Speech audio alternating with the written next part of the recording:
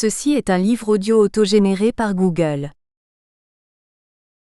14 mars 1950. Paul, va vite chercher Madame Molina. Très intrigué mais dressé à ne poser de questions qu'après avoir obéi.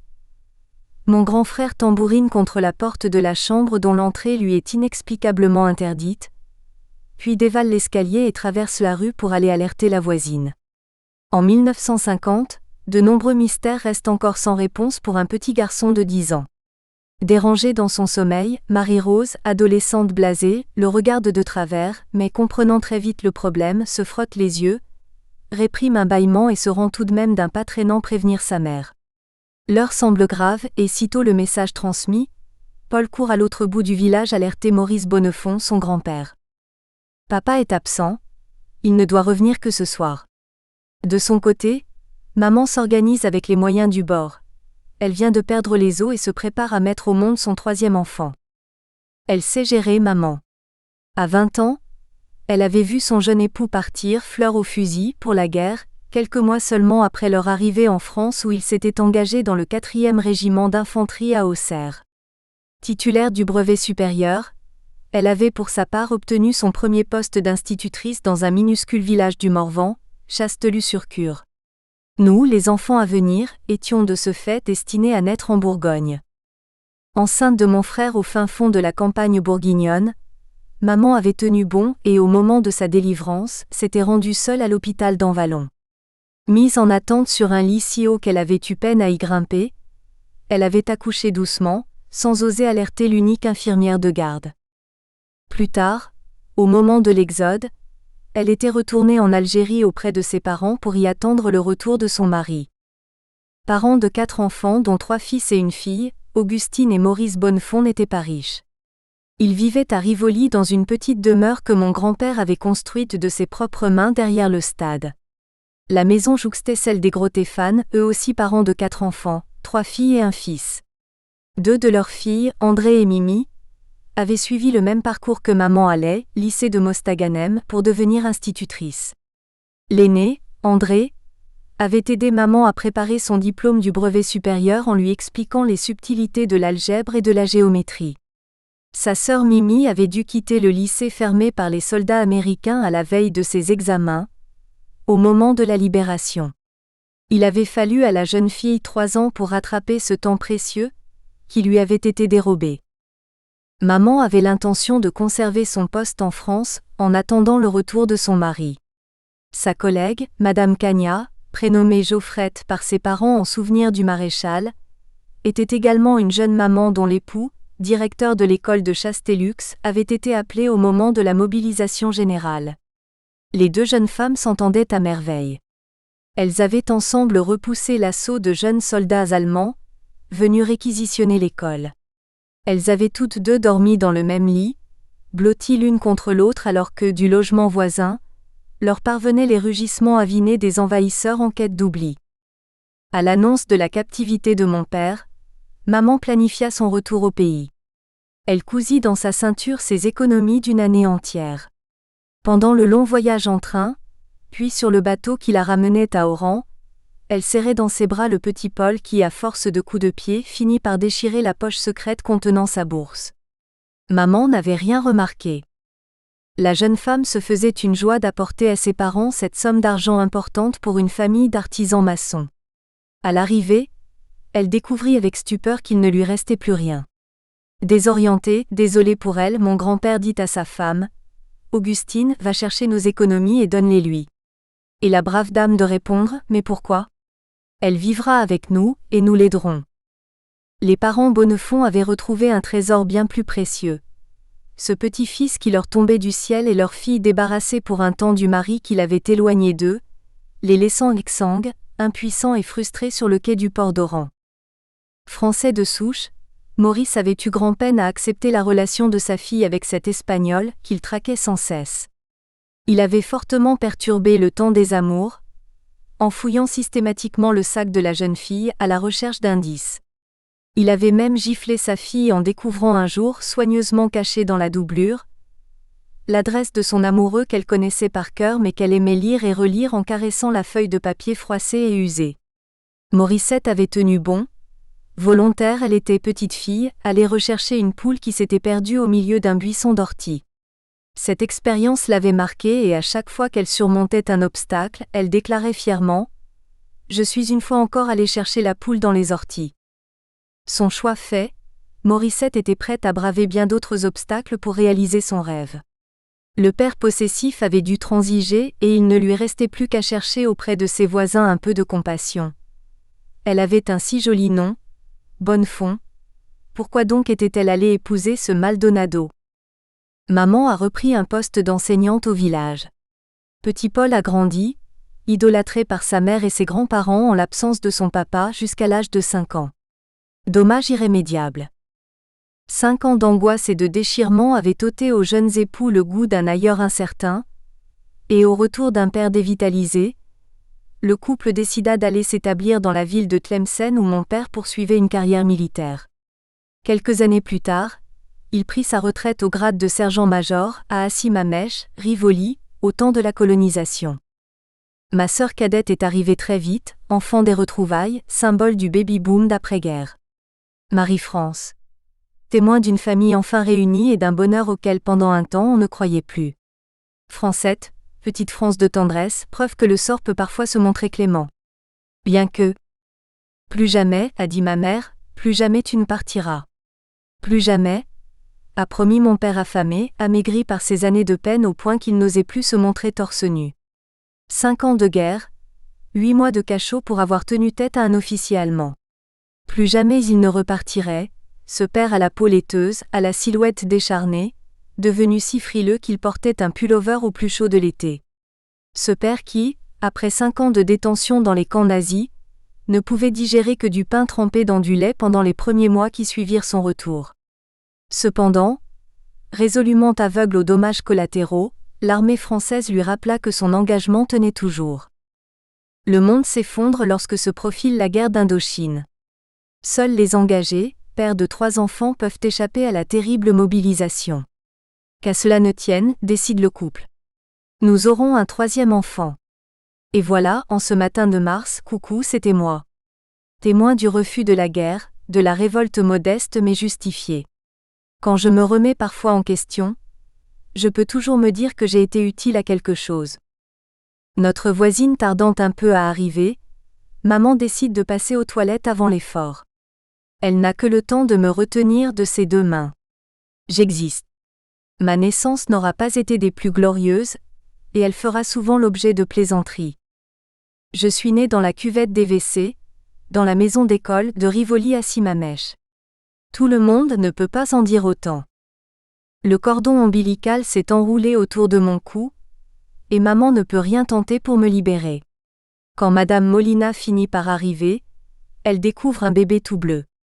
Cependant, je m'en remets bien vite et pousse mon premier cri de révolte. J'aidais quand même bien la famille, non? C'était ça, l'accueil qu'on me faisait? J'ai été choyée, dorlotée, vénérée. Petite bonne femme autoritaire, Kardjidj, qui obtenait tout de son papa, qui faisait régulièrement et volontairement punir sa sœur. C'est toi la grande. Elle est toute petite. Mon cousin Georges m'avait finalement affublé d'un surnom plus évocateur, Cordelèche, qui en arabe, signifiait, disait-il, le dernier de la portée, malingre, fragile, mais dont on prend le plus grand soin et qui inévitablement devient le plus beau. Comme la petite peste se régalait. Je me demande encore comment ma sœur a pu surmonter ses frustrations et m'aimer comme elle m'aime. Les adieux. Branle-bas de combat dans la maison. Maman essaie de faire entrer autant d'affaires que possible dans 2 énormes valises. En effet, on ne sait pas ce qu'on pourra sauver et il faut parer au plus pressé. Demain, à l'heure où blanchit la campagne, dirais-je, plagiant notre célèbre poète dont papa me lisait tous les soirs une page dans un grand livre illustré par Gustave Doré, nous partirons avec Madame Cornu qui nous confiera à l'oncle et la tante de Marseille. Il faudra se lever très tôt et quitter la maison en catimini, car personne ne doit savoir. Par ailleurs, la route est longue et dangereuse. Depuis plusieurs semaines déjà, nous n'allons plus à l'école car nous avons été lapidés à Mazagran, entre Rivoli et Mostaganem. Mazagran est un lieu stratégique, un site historique. C'est de son fort que le général Lelièvre et ceux qui furent surnommés ses 143 lapins, repoussèrent les Arabes lors de la colonisation. C'est de ce même fort qu'à présent le FLN canarde les voitures des Roumis. J'ai du mal à comprendre. On entendait bien parler de problèmes dans les grandes villes, et d'assassinats dans les campagnes et au bord des routes. Nourris d'histoires de bandits de grands chemins et de récits de cap et d'épée, nous avions du mal à faire la différence. Dans la classe de maman que les petites Algériennes appelaient Madame l'école, nous ne pensions pas faire de distinction et nous admirions toutes Deiba Snoussi, tellement plus brillante que nous toutes. Le soir après la classe, Deiba, fluette jeune fille à la peau très brune et aux yeux noirs pétillants d'intelligence, aidait sa mère à balayer l'école. Paradoxalement, cela ne me choquait pas. Je la suivais pas à pas dans un nuage de poussière. Patiemment, tout en accomplissant sa corvée quotidienne, elle essayait de m'expliquer que ce pays à l'origine, c'était à eux qu'il appartenait, et que nous, les Français, ne l'avions obtenu que par la force et la violence. Je lui brandissais les livres d'histoire. Ça ne compte pas, rétorquait-elle, tous les traités, les écrits. Napoléon n'était qu'un grand seigneur. Ce qu'il faut retenir, c'est un rapport de force arbitraire et injuste. Je ne voyais toujours pas pourquoi il nous faudrait partir. On était tous bien ici, non ? Deiba comprenait cet attachement. Nous n'étions pas de riches colons. Nous ne possédions aucune terre. Enfants d'ouvriers, mes parents avaient grandi dans la pauvreté. Ce qui retenait une bonne partie de la population pied-noir, relevait des liens du cœur. Cependant, pas une seule fois Deiba n'a insisté sur ce qui aujourd'hui me paraît tout à fait inconcevable. Moi qui suis linguiste, qui ai beaucoup voyagé et donné à mes enfants la chance de devenir naturellement multilingue, je me rends compte qu'après 12 ans de vie en Algérie je n'en connaissais pas la langue. Peut-être Deiba agissait-elle par délicatesse, peut-être avait-elle simplement intégré ce fait comme une évidence. Au lycée j'apprenais l'anglais. Plus tard, j'opterai pour l'allemand. L'espagnol ce n'est pas la peine, disait mon père, dans la famille tout le monde le parle. Tu te débrouilleras toujours. Et en effet, je savais des choses, je comprenais ce qui appartenait à mon quotidien de petite fille. Vamos a pasear, mira y notos. Mais ce que je retenais avec le plus de plaisir, c'était le chapelet de jurons que mon père égrenait quand il se donnait un coup de marteau sur les doigts. De l'arabe, je ne connaissais que quelques termes domestiques, ordre entendu en cuisine, communication minimale avec le marchand de légumes ou colibet lors de crépage de chignons entre petites filles. Poupia Sheba, patata amda. À l'école, tous les cours étaient donnés en français, langue officielle. Seuls les garçons maniaient l'arabe avec aisance, car ils avaient la possibilité de travailler dans les vignes avec les ouvriers, de jouer dans la rue avec leurs camarades et d'en côtoyer les familles. Mendes, le copain de jeu de notre voisin Jackie Pérez, s'amusait même à lui faire apprendre par cœur des versets entiers du Coran. Lorsque 40 ans après, Jackie est retourné en Algérie, il a retrouvé Mendes qui pleura en l'entendant réciter les mots sacrés encore gravés dans sa mémoire. Nous, les filles, n'étions pas vraiment exposées à la langue, notre cercle d'amis se limitant aux familles sûres, francophiles, francophones. Je ne sais pas parler l'espagnol car à l'indépendance, ma famille s'est disséminée aux 4 coins du monde. Je ne parle pas non plus l'arabe, moi dont le père avait écrit par plaisir une méthode d'apprentissage de cette langue. L'alif bemba ta tsa jin a hachacha. 7. Demain nous partons pour toujours. Je demande à mes parents la permission de sortir une dernière fois. Ma mère me fait promettre de ne pas dévoiler notre projet à qui que ce soit. En un temps record, je fais le tour du village. Je commence par la gauche. Je passe devant la maison des Audricourt. Cette famille figure parmi les premiers colons venus s'installer à Rivoli. Une pensée émue pour Geneviève à qui j'avais dérobé le petit gilet, qui allait si bien à mon nounours. Maman me l'avait fait rapporter, mais la jeune fille avait tenu à ce que je le garde. Les jours de pluie nous jouions dans la cave, sous la maison. Sa maman nous apportait des gâteaux, et sa grande sœur descendait de temps en temps pour voir si tout allait bien. J'avais piqué une grosse colère quand le gâteau à la pâte d'amande que je convoitais m'était passé sous le nez. En passant devant le minuscule jardin qui faisait le coin, je m'accoudais souvent au petit muret et tendais le bras pour arracher des renoncules aux couleurs vives qui ressemblaient à des fleurs en papier crépon. Je tourne à gauche au bout de la rue du commandant Zouatine, laissant sur ma droite les jardins et la rue de la gare. Une large parcelle avait été attribuée aux instituteurs pour leur usage personnel. Mon père avait planté pour moi toute seule une rangée de pois de senteur, que je pouvais cueillir à mon gré. En contrepartie, j'avais dû m'engager à ne pas toucher aux siens. Contre le mur qui jouxtait la caserne se dressait un jujubier, sous lequel nous faisions des acrobaties pour atteindre les fruits légèrement acides mais délicieux. Mimi Grotéphane cultivait sa parcelle et celle de sa sœur et donnait souvent des conseils à papa, qui n'était pas vraiment un expert en matière de jardinage. Le jardin tenait lieu de champ de manœuvre pour mon père qui, en guise de représailles après une note au-dessous de la moyenne, faisait arracher à mon frère l'ail et les mauvaises herbes dès 6 heures du matin. Si tu ne travailles pas bien à l'école, tu vois ce qui t'attend. Le château d'eau, à l'entrée de la place de la gare, constituait le point de rendez-vous des garçons qui y caracolaient bruyamment sur leurs bicyclettes vétustes, à l'ombre des grands arbres. Non loin de là retentissaient les échos assourdis de la cour des miracles, fief des jumeaux Martinez qui, comme les frères Dalton, semaient la terreur dans la cour de l'école de garçons et faisaient tourner leur maître en bourrique. Quand il jouait de sa baguette, leur instituteur sautillait au rythme des coups, provoquant la vibration de son imposant fessier.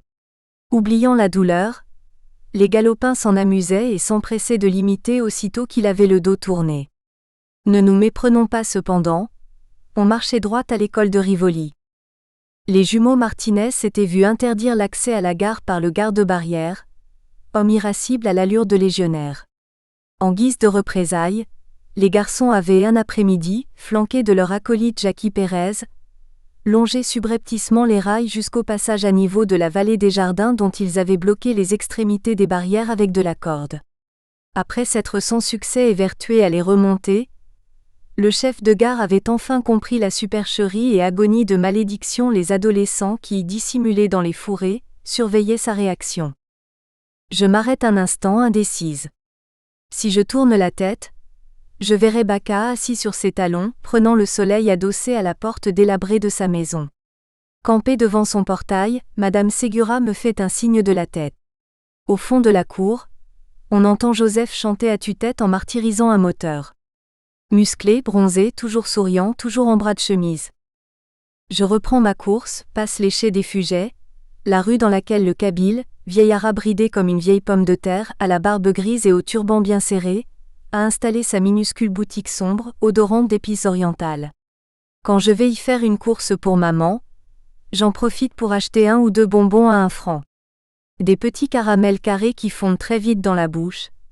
Je n'ai même pas le temps d'arriver à la maison. Au retour, la sentence tombe, inéluctable. Je les déduirai de ton argent de poche.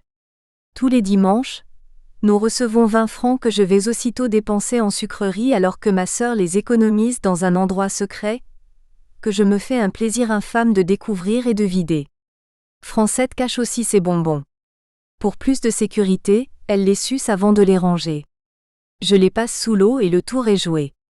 En général, je bénéficie de l'impunité car, dit papa, elle est petite. Dans la même rue un peu plus loin, vivent les Tudurie. Je passe de très bons moments avec Michel, leur fille et sa sœur cadette, Marcel, sous l'œil vigilant de la grand-mère, Madame Chavet. J'entretiens cependant avec l'aînée une relation parfois conflictuelle.